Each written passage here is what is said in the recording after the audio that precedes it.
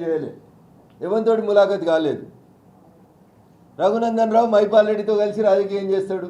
నువ్వెవరితో కలిసి చేస్తావు చెల్లె? నీ రాజకీయం ఏంది? నువ్వెవరెవరితో కలిసి చేస్తున్నావు రాజకీయం? నీ టీఆర్ఎస్ పార్టీ ఎవరితో పొత్తులు పెట్టుకొని నడిపిస్తున్నావు? నీ పైసలు ఎక్కడి? నీ పంచాయతీ ఎక్కడిది? జై తెలంగాణ నచ్చి లేకపోతే తెలంగాణ జాగృతి పెట్టినప్పుడు నువ్వు ఎట్లుంటివి? ఇవాళ ఎట్లున్నావు చెల్లె?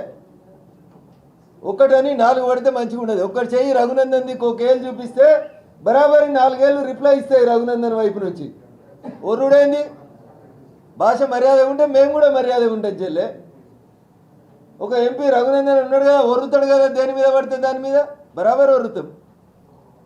మేము తెలంగాణలో ఒర్రే తెలంగాణ తెచ్చినాం. మేము ఎవరితో లాలూచిపడి తెలంగాణ తేలే. తెలంగాణ వచ్చిన తర్వాత కూడా లాలూచిపడకుండానే రాజకీయం చేస్తున్నాం. లాలూచి అనే పదానికి ఏమైనా అర్థం ఉంటే అది మీరు చేసిరు, మీ కుటుంబం చేసింది తప్ప ఇంకొకటి ఎవరు రాజకీయాలలో లాలూచి పడలేదు. టీఆర్ఎస్ అధికారంలో ఉన్న రోజులు మెదక్ జిల్లాకి చంద్రశేఖరరావు గారు లేదా కేటీఆర్ గారు లేదా నువ్వు లేదా మీ బావ హరీష్ ఏం చేసిండో చెప్పు, చర్చ పెడతా నేను. ఏం చేసిరు మా దుబ్బాకకు చెప్పు. ఒక్క మండల కేంద్రంలో కనీసం డివైడర్ రోడ్ ఇవ్వలే 10 ఏళ్లలో మీరు. రాయపూర్లో పోలీస్ స్టేషన్ కిరాయి బంగ్లాలో ఫస్ట్ ఫ్లోర్లో 2 రూమ్లలో ఉంటుంది. మీ నాయన ప్రాతినిధ్యం వహించే గజ్వేల్కి 10 కిలోమీటర్ల దూరం ఉంటుంది రాయపూల్. 10 సార్లు అడిగిన పోలీస్ స్టేషన్కి జాగిచ్చి బంగ్లాకు పైసలు ఇవ్వమని. మరుకూకులో మీ ఫామ్ హౌస్ కోసం పోలీస్ స్టేషన్ కట్టిండు మీ నాయన. రాయపూర్లో పోలీస్ స్టేషన్ అవసరం ఉంటే కట్టలేదు. సింగూరు శుద్ధి చేయలే, కేసీఆర్ చేయలేదు. సింగూరు జలాలు మెదక్ జిల్లాకి ఇవ్వలే, కేసీఆర్ ఇవ్వలేదు 10 ఏళ్ళు. నువ్వు ఉన్నావా ఇలా 5 ఏళ్ళు నిజామాబాద్ ఎంపీగా. మధ్యలో నువ్వు వచ్చి ఎమ్మెల్సీ అయినావు మీ నాయన పేరు చెప్పుకొని. మీరు వచ్చి రఘునందన్ గురించి మాట్లాడేది? అయినా నీతోటో మీ బావతోటో ములాఖత్ రాజకీయాలు చేయాల్సిన అవసరం నాకేముంది?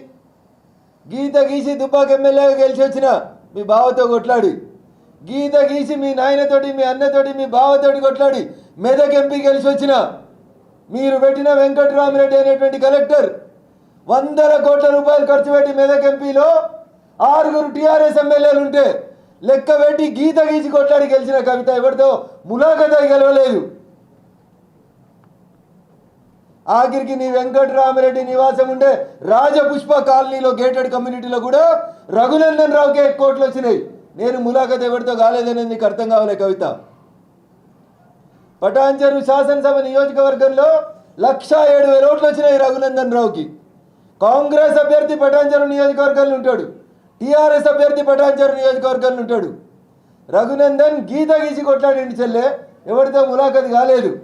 జగ్గారెడ్డితోటి హరీష్ రావుతోటి ములాఖత్ కావాల్సిన అవసరం రఘునందన్ అనేటోడికి లేదు. వేసి నా మాట తీరే గిట్లుంటుంది, నా నోరే గిట్లుంటుంది. ఇంకొకసారి నువ్వు జిల్లాకు వచ్చి నా గురించి మాట్లాడితే సమాధానం చెల్లెని మంచిగా చెప్తా. ఈట్కా జవాబ్ పత్తర్ సే దేంగే అన్నట్టు చెప్తా కవిత. నువ్వు కావాలనేది రఘునందన్ నోట్లో నోరు పెట్టి రఘునందన్ నన్ను తిడితే 2 రోజులు టీవీలలో కనబడవచ్చు, 2 రోజులలో పేపర్లలో కనబడవచ్చు అనుకున్నావు.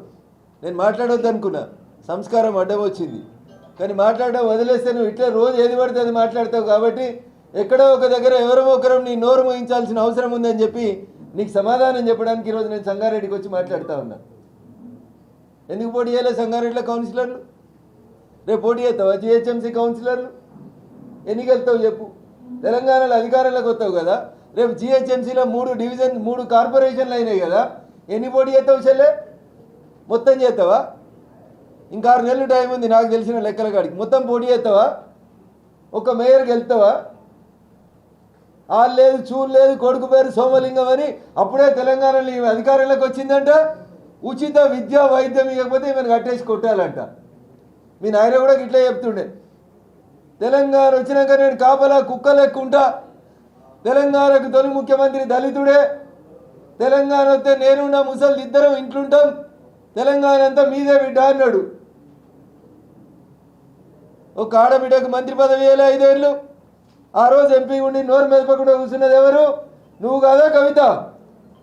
ఉర్రకపోతే ఏం చేయమంటావు కవిత? అద్దాల మేడల ఏసీలలో కూర్చొని ఎవరి మాటలు వినకపోతే బరాబర్ వరుతాం చెల్లె, నీకు ఇనొచ్చేదాకా వరుతాం. మళ్ళీ ఒకసారి జిల్లాకు వచ్చామన్నా ఒర్రుడు గిరుడు అన్నావు అనుకో చెల్లె, బంజారా హిల్స్ దాకా వచ్చి ఇంటి గేటు కాడ మైకి పెట్టి వరిపోతా. మిగతా వాళ్ళ సంగతి వదిలే కానీ రఘునందన్ తోటి కొట్లాడవద్దు. చెల్లె అని పిలుస్తున్నా చెల్లెలాగుండు, గౌరవం కాపాడుకో.